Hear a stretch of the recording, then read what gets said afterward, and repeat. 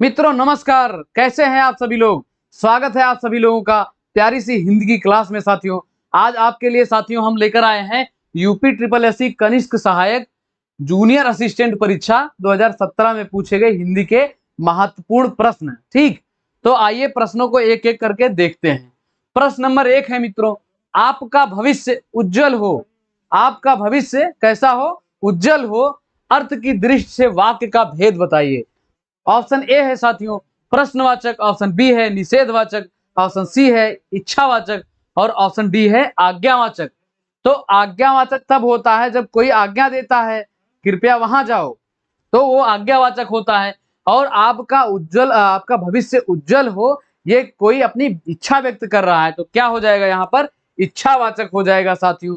और निषेधवाचक की पहचान क्या है? यहाँ पर नहीं आता है। और प्रश्नवाचक में तो प्रश्न पूछा जाता है और साथ में ये विराम चिन्ह भी आता है। ठीक, अगला प्रश्न है साथियों, निम्न में कौन सा वाक्य कर्तवाच्य है? निम्न में से कौन सा वाक्य कर्तवाच्य है?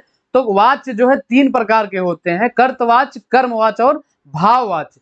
तो जब क्रिया कर्ता के अनुसार होती है या बदलती है तो वो होता है कर्तवाच्य, और जब कर्म के अनुसार बदलती है तो वहां पर कर्मवाच्य होता है। और जहां पर एक स्पष्ट याद कर लीजिए, जहां पर नहीं आ जाए वो भाववाच्य होता है। जैसे मुझसे खाया नहीं जाता है, तो क्या होगा? भाववाच्य होगा।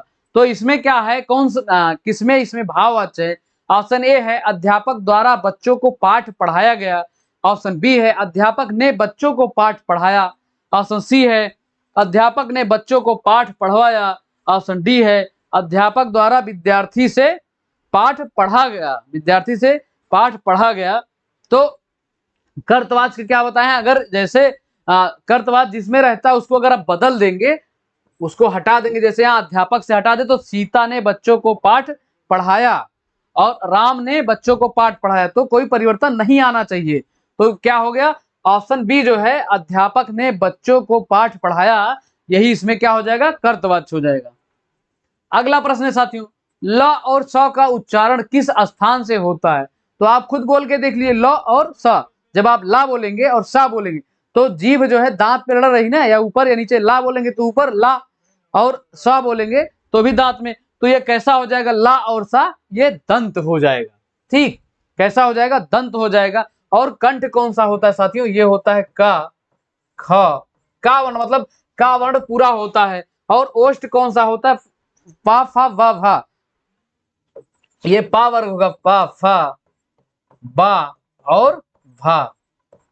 ठीक, और तालब्य क्या होगा? तालब्य क्या होता है? चा वर्ण होता है। तालु और चालू, ऐसे आप याद करिए। तो ये चा वर्ण, चा, छ, छ, जा और झा, ये क्या होंगे? तालब्य होंगे। चा से तालु, ता से तालु, चा से चालू, ऐसे आप याद करके रखिएगा। तालब्य और चालब्य, तो ये सही से याद हो जाएगा आपको। ठीक, अगला प्रश्न है साथियों, आदि कवि ने संस्कृत में रामायण की रचना की है। यहाँ पर क्या भरा जाएगा साथियों? इस प्रश्न में आपसे पूछा क्या जा रहा है? वाल्मीकि की सही स्पेलिंग या वर्तनी पूछी जा रही है। तो वाल्मीकि का सही स्पेलिंग या वर्तनी कौन सी होगी साथियों?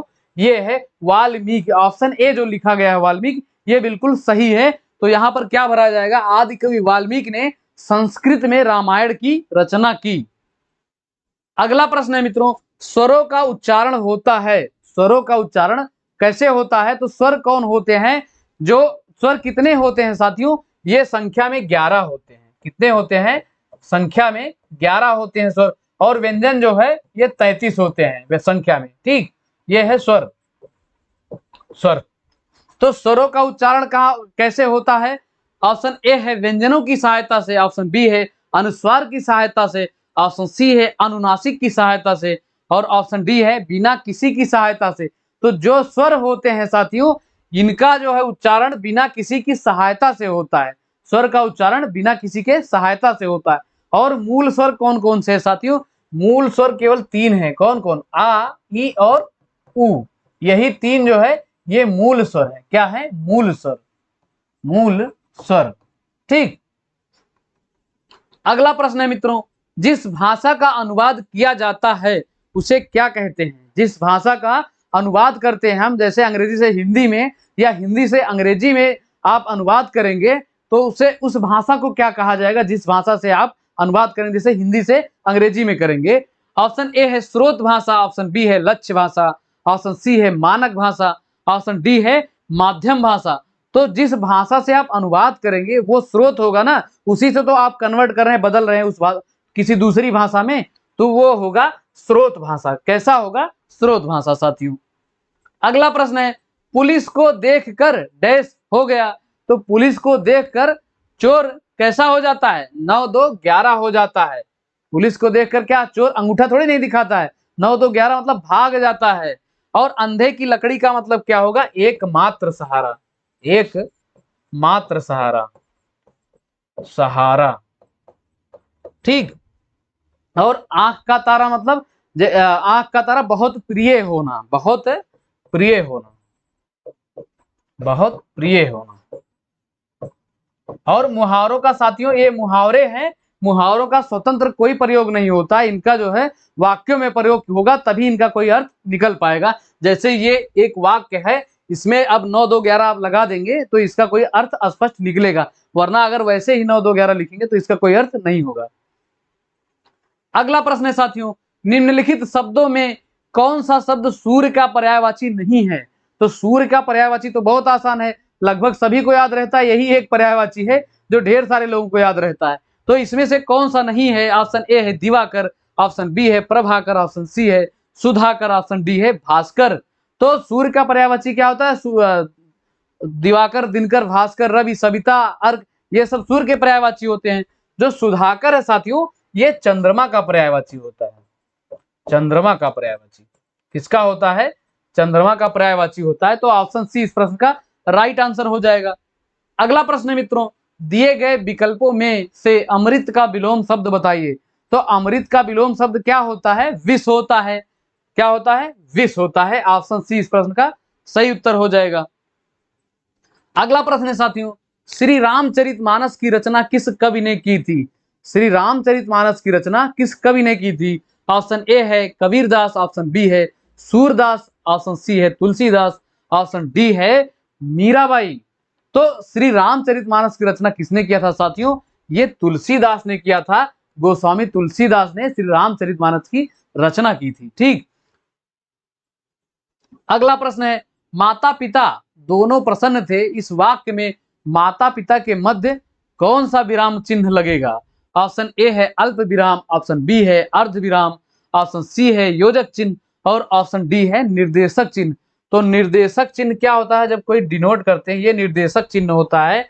और योजक चिन्ह ऐसे होता है, ये या विराम, योजक विराम चिन्ह ये होता है एक पड़ी लाइन, और अर्ध विराम होता है एक बिंदी, और ये अल्प विराम, और अल्प विराम होता है ये कॉमा, ठीक। एक कॉमा होता है और अर्ध विराम में होता है एक बिंदी होता है और अर्ध विराम का अल्प विराम का चिन्ह होता है। तो माता पिता के बीच कौन सा चिन्ह लगता है? ये योजक चिन्ह लगता है साथियों। कौन सा लगता है? योजक चिन्ह। अगला प्रश्न है, हिंदी को भारत की राजभाषा कब बनाया गया? हिंदी को भारत की राजभाषा कब बनाया गया? अच्छा, इसको राजभाषा संविधान में कब कहा गया? किस आर्टिकल में कहा गया? तो ये संविधान के भाग 17 और आर्टिकल या अनुच्छेद 343 में कहा गया कि राज्य की एक भाषा होगी जो हिंदी होगी, और वो भी किस लिपि में होगी साथियों? देवनागरी लिपि में। देवनागरी लिपि में हिंदी जो है राज्य की राजभाषा होगी। ये भाग 17 और आर्टिकल 343 के अंतर्गत कहा गया। और कब बनाया गया साथियों? ये 14 सितंबर 1949 को बनाया गया। कब बनाया गया? 14 सितंबर 1949 को। अगला प्रश्न है साथियों, निम्नलिखित शब्दों में कौन सा शब्द समुद्र का पर्यायवाची है?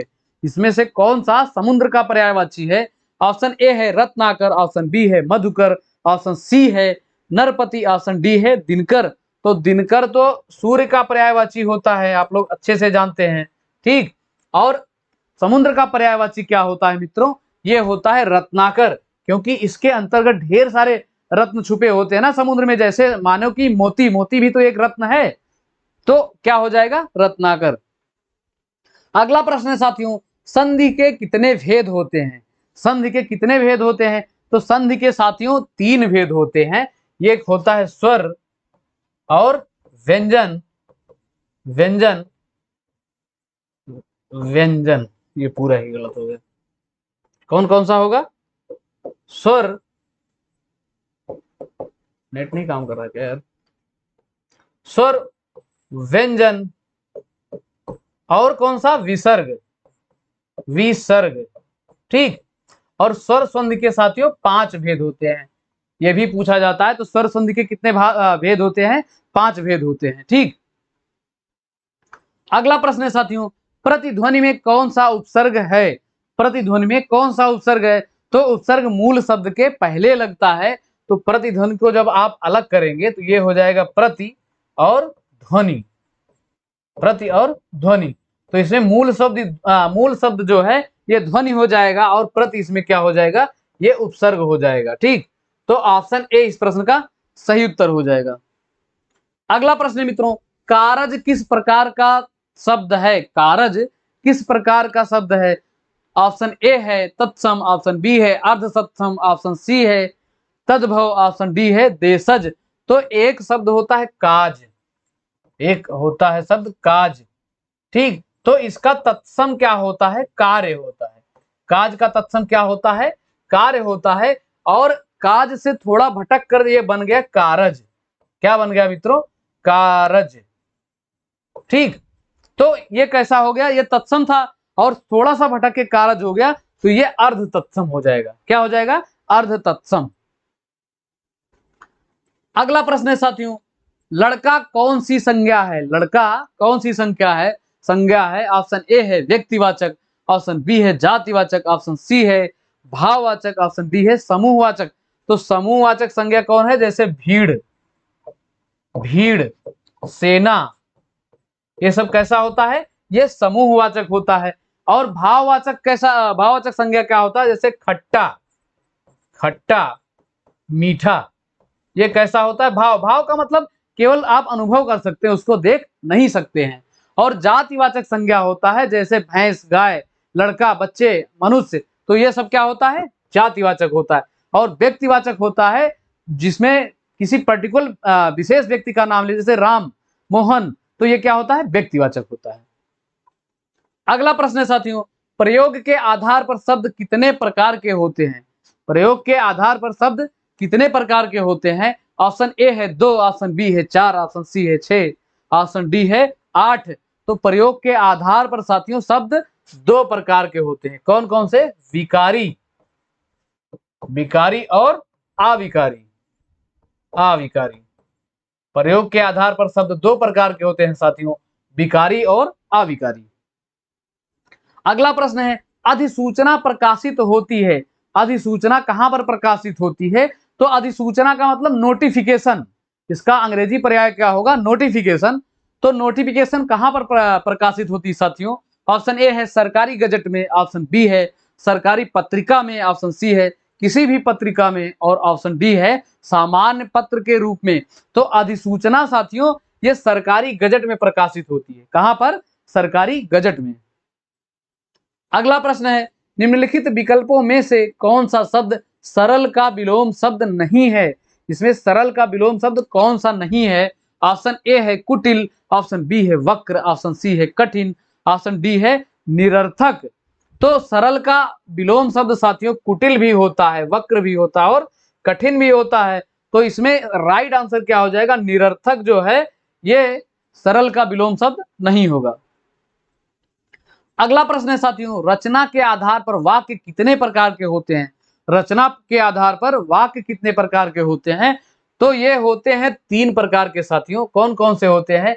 एक सरल वाक्य होता है, सरल, और संयुक्त, संयुक्त, और क्या होता है? मिश्र। सरल, संयुक्त और मिश्र, ये रचना के आधार पर 3 प्रकार के होते हैं साथियों, सरल, संयुक्त और मिश्र। और सरल वाक्य की पहचान क्या है? इसमें एक वाक्य और एक विधेय होता है। और संयुक्त वाक्य में, संयुक्त वाक्य 2 सरल वाक्यों से जुड़ा होता है, जैसे कि किंतु, परंतु, इसलिए से जो जुड़ा होता है वो संयुक्त वाक्य होता है। और मिश्र वाक्य साथियों, मिश्र वाक्य की पहचान है कि ये पहला कार्य दूसरे के होने पर निर्भर करता है। जैसे यदि तुम जाओगे तब मैं आऊंगा, तो क्या होता है? ये मिश्र वाक्य की पहचान होती है कि पहला दूसरे पे निर्भर करता है। अगला प्रश्न है, संक्षेपण मूल पाठ से कितने कम शब्दों में लिखना चाहिए। संक्षेपण मतलब कोई संक्षिप्त में कोई चीज लिख रहे हो, जैसे कोई कहानी हो उसको आप संक्षेप में लिख रहे हो, तो उसको कैसे लिखेंगे, किस प्रकार से लिखेंगे। ऑप्शन ए है आधे, ऑप्शन बी है एक तिहाई, ऑप्शन सी है तीन चौथाई और ऑप्शन डी है दो तिहाई। तो